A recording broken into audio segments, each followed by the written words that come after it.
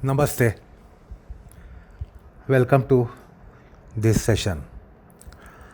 We have been considering the pair of Savichara-nirvichara Samapattis, and therein we saw that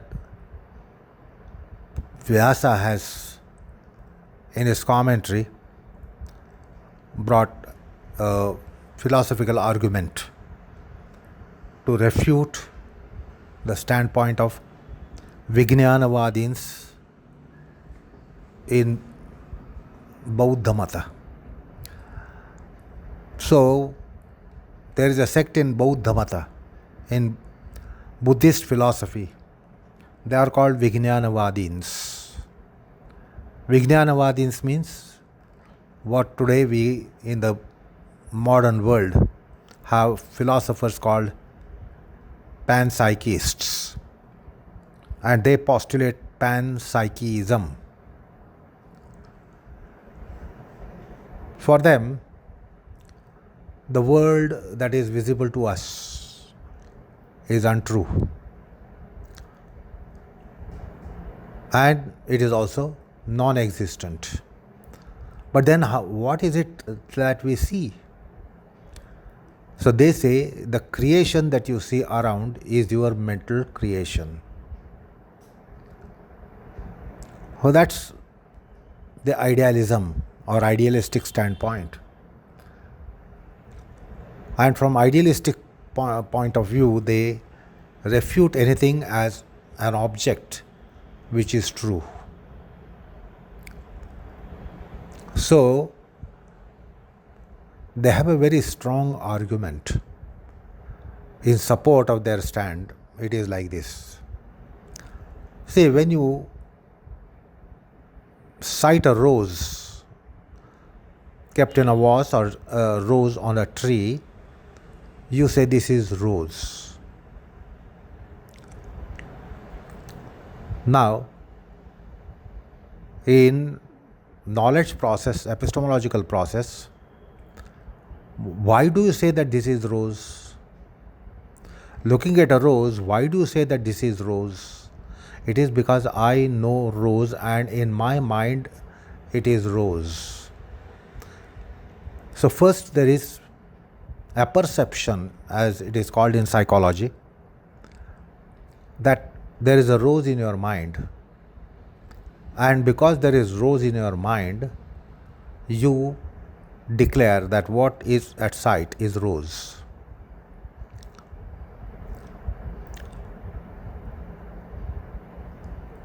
So in Oriental philosophy, that is called Drushti Srushti Vada. Drushti Srushti Vada, that is panpsychism. See, if you do not have cognition of rose, you will not end up saying this is a rose on the tree or in a vase. You must have the cognition in you, and only then you say this is rose, this is mountain, this is river. So there is something called as apperception, and only after that apperception you declare that something is some rose or some flower or some object or some animal or some creature. And they say it is mental projection.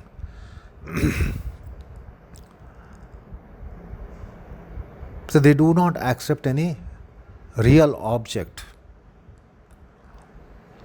One of the other reasons is that all the objects outside cannot be deemed true because they do not eternally last. They are ephemeral, they are temporary. So, since they are temporary and not eternal, they very well say that it is not true. It is ephemeral. So all these objects such as rose, pot, even mountains, rivers, or whatever you might be citing, these are all impermanent things. Being impermanent things, they are not real.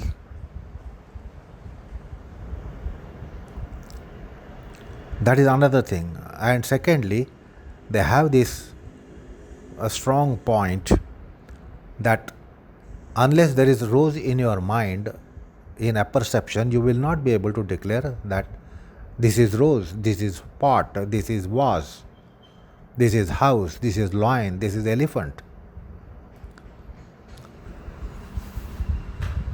So in cognition, first that object must be in your mind, and then only you say this is rose, this is elephant, this is lion, etc.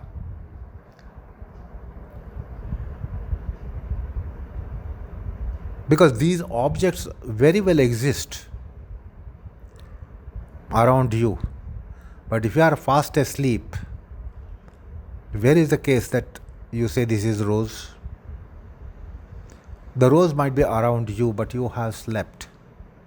You are in deep sleep, or you are unconscious. So the rose doesn't exist when you are not conscious. The rose doesn't exist when you are fast asleep. It is very much around you, but it doesn't exist for you. Then why does it exist and when does it exist? It only exists when you are in a wakeful state, and when you have that apperception, then only you say this is rose, this is house, this is mountain, this is river, this is bird, this is animal.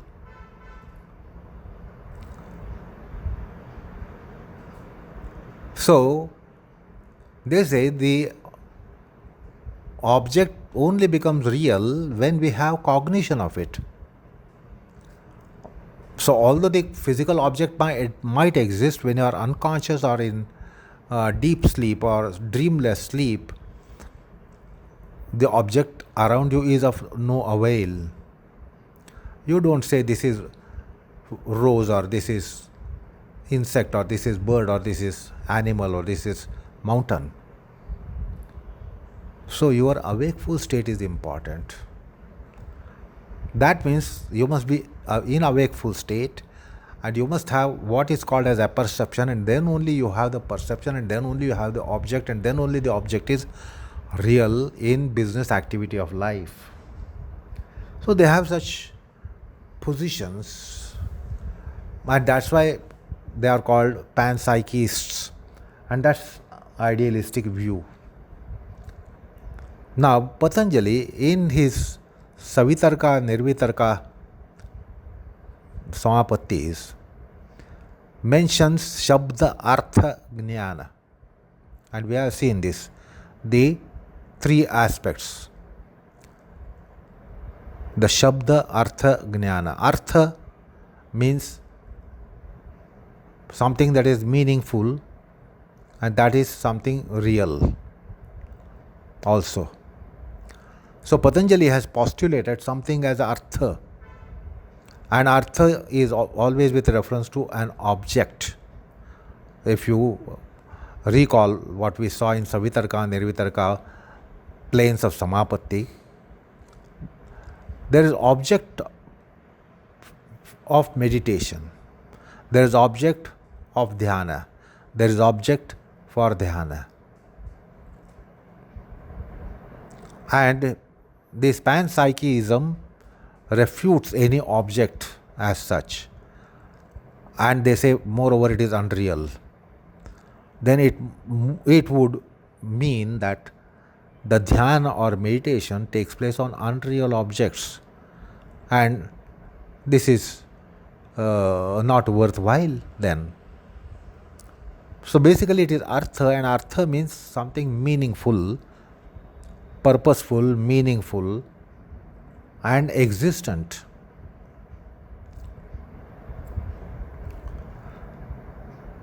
So in panpsychism or in Vijnanavada precisely, they are refuting the entity of objects, while Patanjali is postulating the entity of objects called grahya, called knowable, and they are refuting that entity itself.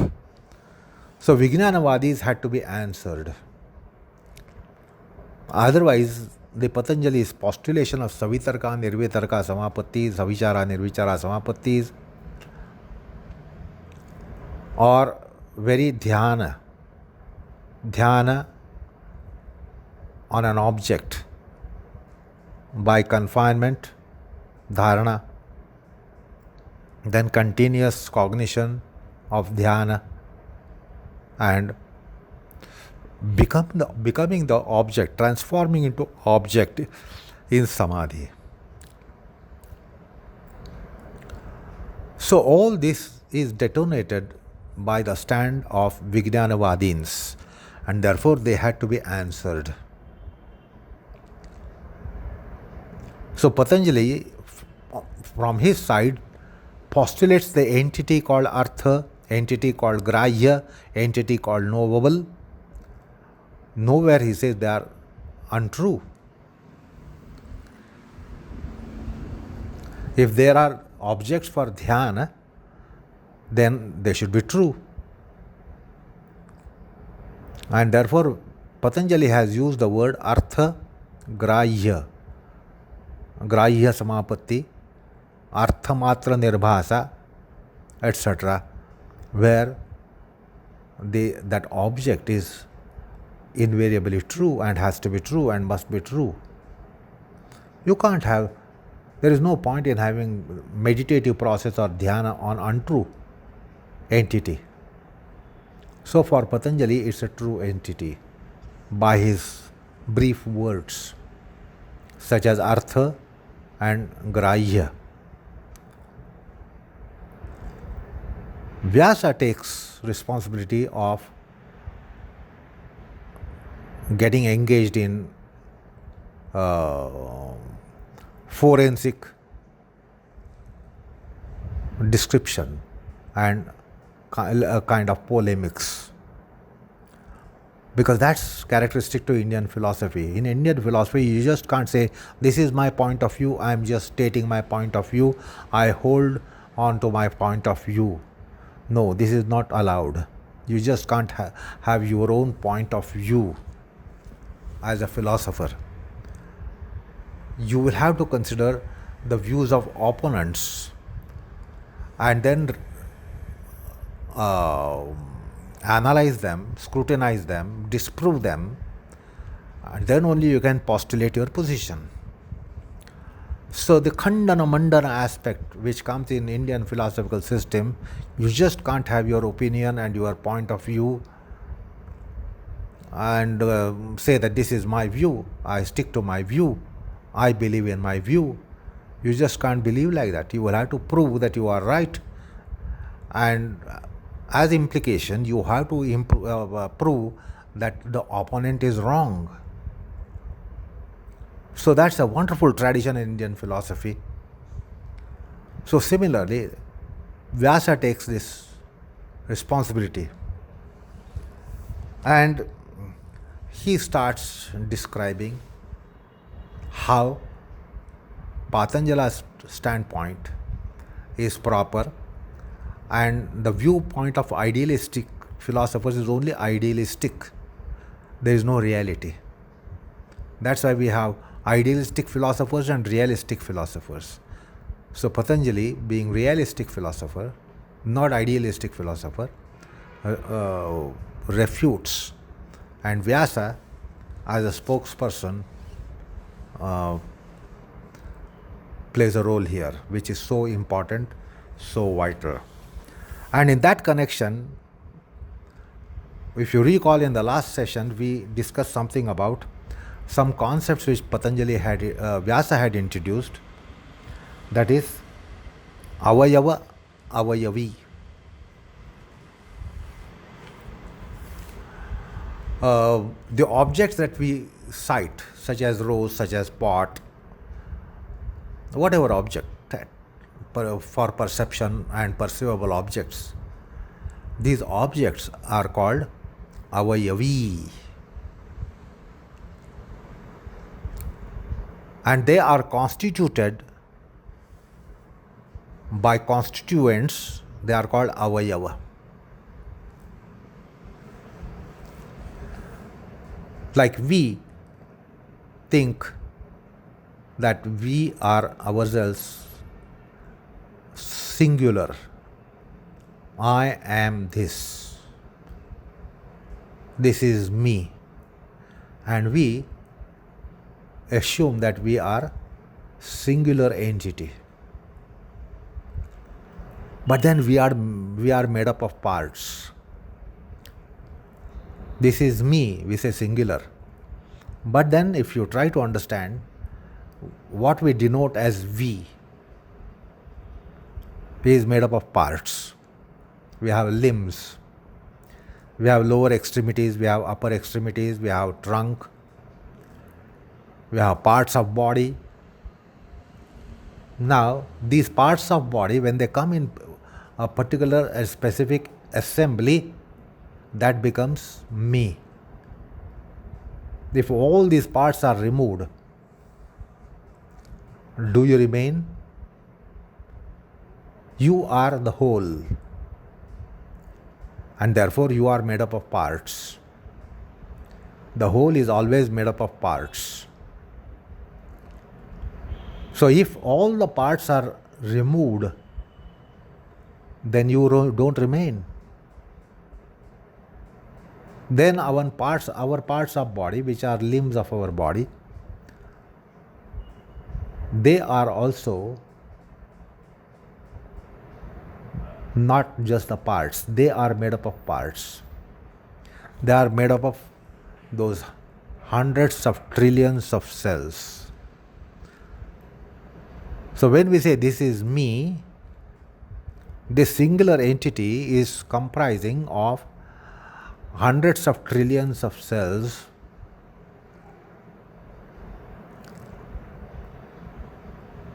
Now this is the kind of view that science has proved, that we are not unicellular, we are multicellular. So these are all parts. So for a part of body, several cells have to come together, then that makes a part. Then the several parts have to come together, then that makes a limb.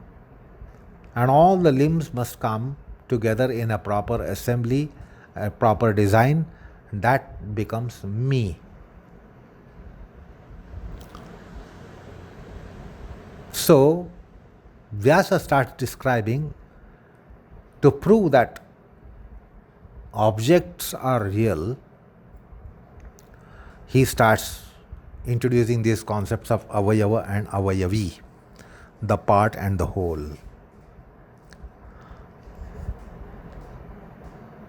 The Avayavi are pot, cloth, because in cloth, the cloth you have weave of vertical, horizontal threads. If you untwine the thread, ultimately you will go to cotton. The cotton is not your garment. The cotton is not your cloth material. The cotton, we have to turn out the threads, and there must be weave of threads. So there is an act of weaving. So there is act of spinning the cotton, then weaving, and then with the weave we get a fabric.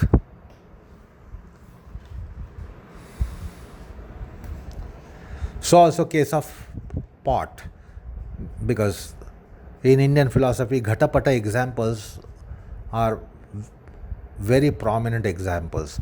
Ghata means pot, pata means cloth. So these are all the objects. So we are taking one of the objects for illustration here. The pot is the whole. And the pot, therefore, the Avayava, the Avayavi, that's Avayavi. The Avayavi is either small or big, Brihadakar,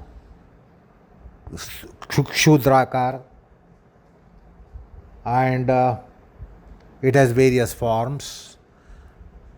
The pot will have various shapes, various forms, various colors, various dimensions, various sizes. It can be small or big or very large, or it can be from very large to very, very, very small pot. So they have different shapes, sizes, dimensions, designs, forms. And then Avayavi is always a sensory object. It is indriya grahya. That means it can be grasped by your eyes. It can be grasped by your sensory faculty. So he tells us about the characteristics of the Avayavi, the whole. The whole is always of some form, shape, color, dimension. And it is visible. It is also visible. It is not invisible. It is not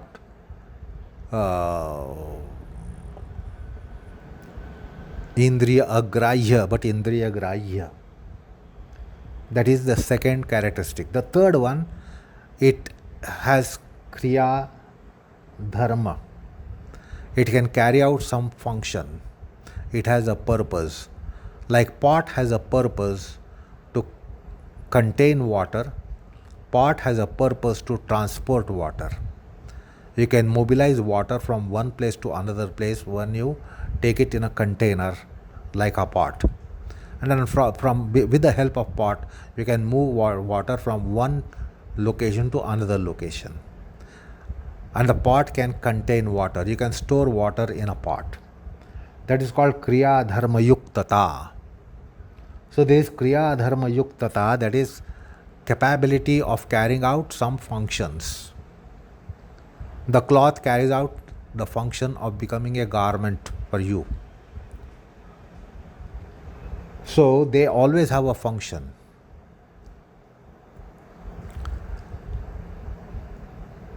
But suppose the pot is broken, then you know there are several chips lying here and there.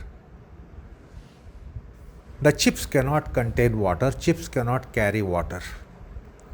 It is the whole pot can carry water. Part of the pot cannot carry water. Chip is a part of the pot. Once the pot is broken, then you know it's a part of the pot. But the part of the pot, it has shape, it has size, it is visible, but it cannot have kriya dharma. Now if you take one of the pieces from chips and then break it, make it smaller, you break that chip as well. So make a smaller chip, again it will be visible, but it will not have that function which the pot could carry out. It might have some other function, but it will not carry out the function that the whole carries out. It will have different function, not the same function. But then if you crush it, you take a chip and crush it, still it is visible, but it doesn't have the purpose which pot carried out or perhaps the chip carried out.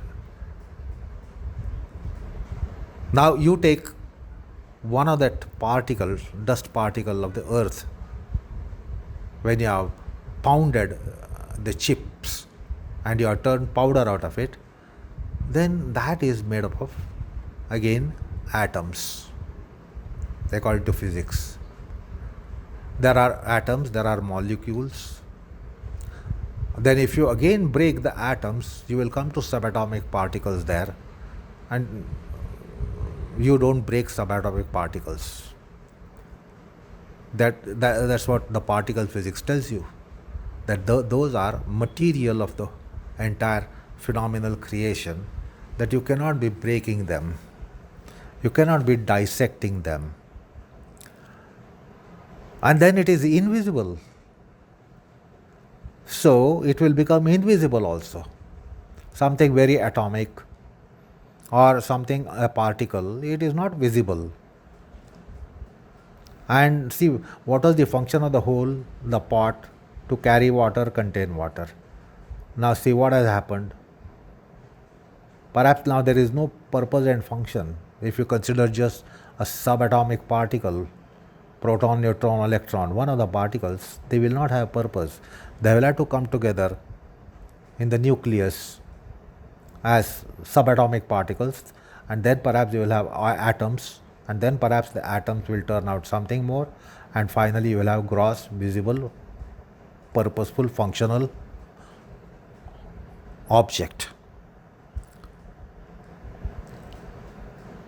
So that is why we have to understand Avayava Avayavi Bhavam, which Vyasa is explaining.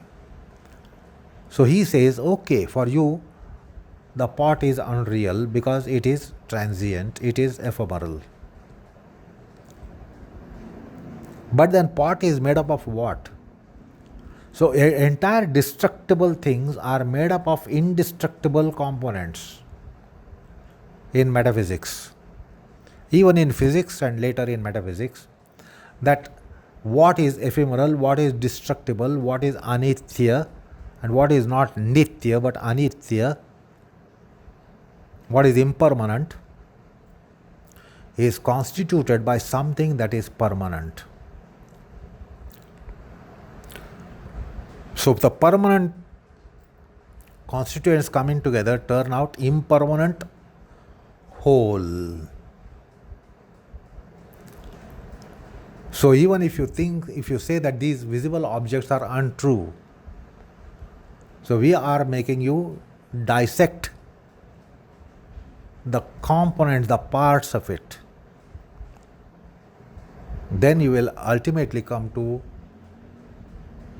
a level where you will say that it is made up of indestructible matter.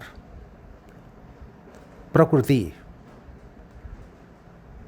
Indestructible Prakriti is turning out all destructible manifestations.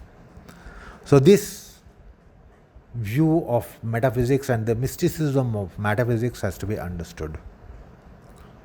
So the Vijnanavadins or the pan-psychists who were arguing that all these objects are unreal, okay, being idealistic philosophers, it might be right and it might be justifiable for you to hold that way, that it is, these are all unreal, therefore untrue.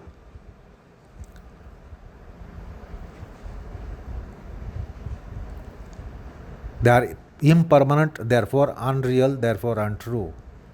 Yes, they are not permanent, we accept it, but they are constituted by something that is permanent.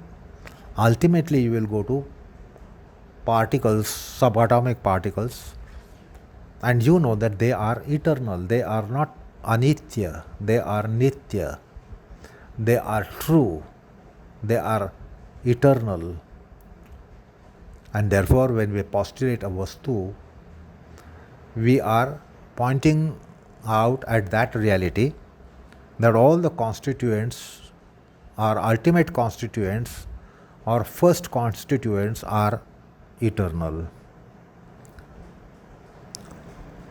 And therefore Vyasa makes it clear, Avayavi has functions, Avayava doesn't have that function.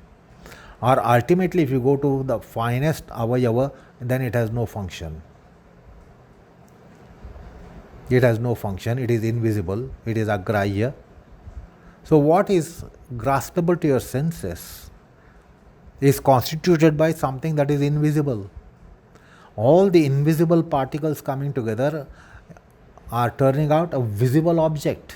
Any visible object that is visible is basically constituted by invisible particles. Anu, Renu, Parmanu. So they are constituted by invisible. Now your position that all that is visible is untrue and invisible is true is what is your standpoint. But that is not sound.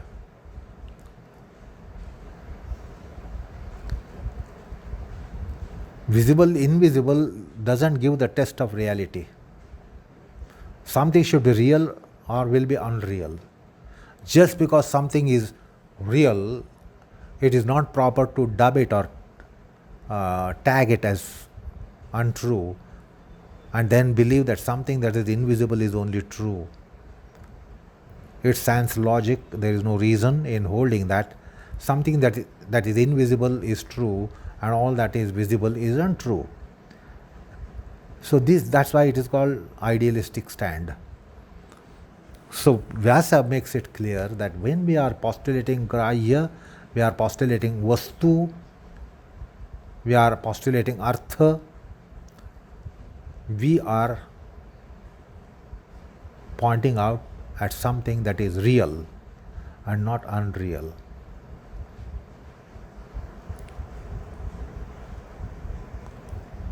So your standpoint is untenable, and now we are trying to open out this to tell you that the Avayavi which is gross, Avayavi which is visible, Avayavi which is graspable, Avayavi which is impermanent is constituted by Avayava, parts. And then if you go on deductively going to first Avayava or primeval Avayava, it is indestructible. It is true. It is not untrue. It is real. It is not unreal. But it is invisible. It is intangible. It is noumenal. And therefore, all those noumenal, true, real are constituting for something to become Avayavi, and then Avayavi is impermanent. Avayavi is destructible. Avayavi is non-eternal. So this is the right point of view. And Vyasa endeavors to expose this stand of Vijnanavadins, the Buddhist philosophers, and postulate that what Patanjali is postulating is faultless, and that is true as well. So that is one thing. Then on the other hand, they are further being scrutinized, their standpoint. They say, you Buddhas who are Vijnanavadins on one hand, on the other hand, you speak of samyak jnanam. This is a very, very prominent concept in Buddhist philosophy, that they speak of samyak jnanam. Now, in your position that there is something like samyak jnanam, that means there is some jnana. The jnana of what? You have no support or no objective support for jnana, therefore you can't have jnana. When you say I know, you will certainly be explaining as to what you know. You just can't say I know. I know what? I should know something. So what is that? That is gneya, that is knowable. So without knowable there is no knowing, and without knowing there is no knowledge, and without any kind of knowledge you can't have samyak knowledge, faultless knowledge, complete knowledge. So on one hand you are postulating complete knowledge. So when you postulate complete knowledge, there must be knowing. And then if there has to be knowing, there must be something knowable. So on one hand you say there is no knowable, and therefore you don't have any knowledge, and all your knowledge is faulty, whatever knowledge you have. But then you are also postulating samyak jnanam. What is this samyak jnanam? So there must be some gneya. There must be something knowable. So therefore your positions are untenable. There is no consistency. On one hand you say there is no knowledge, no knowable, no object, no objective entity. See, without any objective entity, what kind of knowledge will you have? There must be some objective entity for knowledge. So when there is a Vishaya Abhava, on one hand you say there is Vishaya Abhava, there are no Vishayas, there are no objects. And then you also postulate Samyak Jnana. This is very weird. This is untenable. So, this argument also has come in Vyasa's commentary.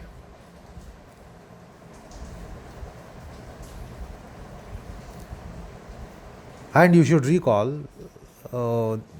in Nirvitarka Samapatti, the knowledge is faultless, complete. Whatever knowledge one gets in Nirvitarka Samapatti is said to be faultless, eternal. And Vyasa there says that it is para-pratyaksham. Even while in Samprajñat Samadhi, Vyasa has this statement that it is para-pratyaksham, that means higher pratyaksha.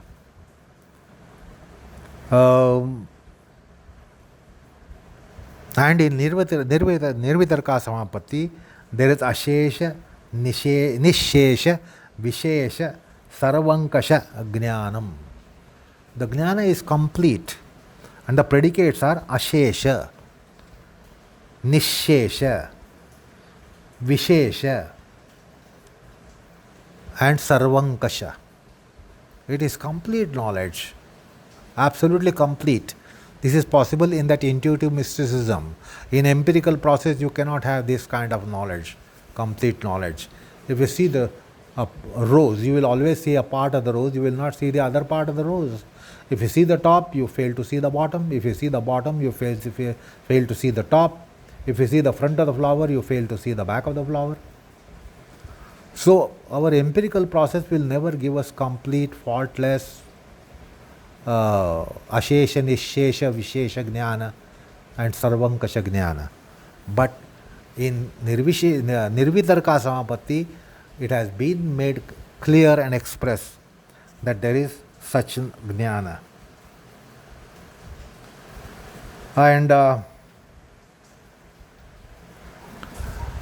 this Jnana, to occur in the Chitta, there is paramount need of Chitta Shuddhi, and that is why yoga is postulating Chitta Shuddhi. So by Chitta Shuddhi you will get knowledge, faultless knowledge, complete knowledge, all dimensional knowledge in intuitive mystic process, intuitive mysterious process.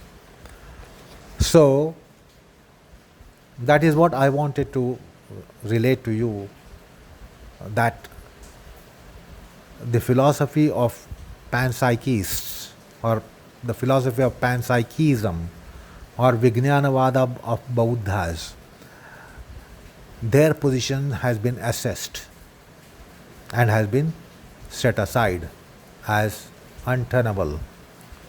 And Vyasa does this marvelous job. So it is second time that we have encountered this philosophical component of Khandana Mandana.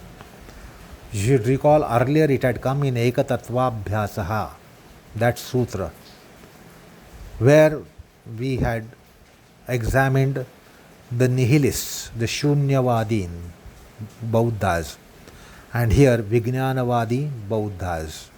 They have been disproved and they have been set aside. So that's a philosophical topic which has come in Vyasa's commentary. It is implied in Patanjali's Yoga Sutra, but that has been made explicit by Vyasa's comment. So that is what I wanted to bring to your notice today in this session, that the point of view of the idealistic philosophers that all this is unreal has been not a sound postulation.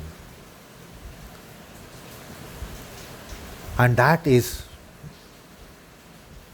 being done by bringing the concept of Avayava and Avayavi. So Avayavi is what we see phenomenal world. but it is made up of avayava. So the destructible, or even untrue perhaps, just because something is impermanent, you will say it is untrue, because the true should be permanent. The truth is never lost. The untruth is lost. So since these objects are lost, because they come and they go, they come in existence and they go in latency. So from that perspective, the world is said to be full of untrue objects. But then with the insight here, Vyasa tells us that there is concept of Avayava and Avayavi, and very permanent, eternal principles becoming constituents. They constitute something, and then that is ephemeral, that is impermanent. So impermanent is made up of permanent.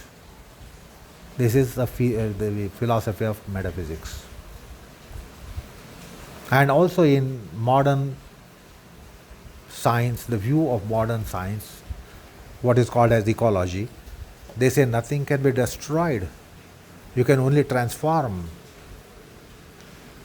If you have spilled water on the floor and after a while you see water is gone, the water is not gone, water is not lost.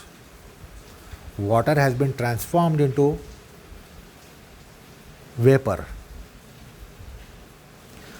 So, ecology proves this in a very scientific way, and today the whole world nods the head for it, and then it has to be accepted even.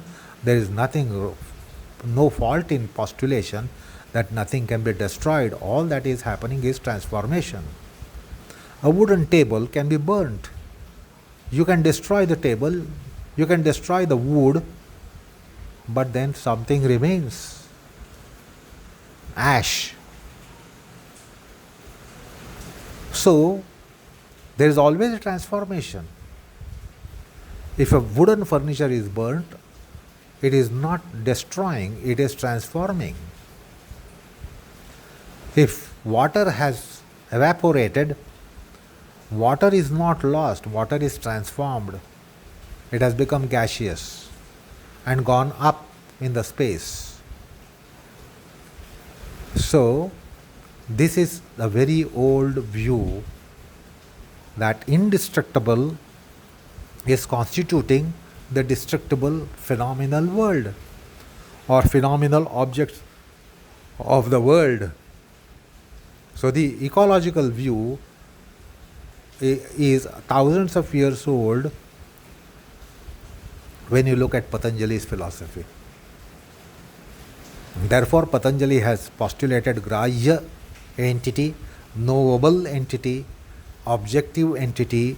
Objects are postulated, then objects are support of meditation, and then those objects are not untrue because they are constituted by something that is true.